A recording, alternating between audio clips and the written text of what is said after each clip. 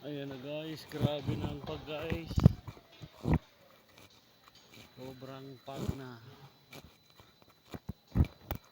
Hindi na makita ang paligid. Hindi na siya makita. Grabe na ang pag.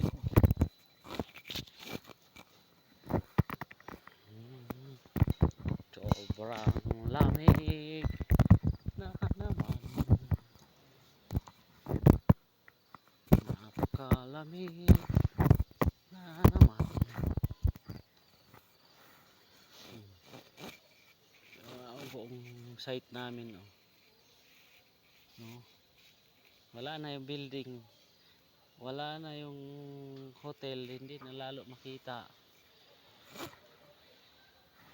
Pati Tower 10, yung bako ko doon hindi na rin makita.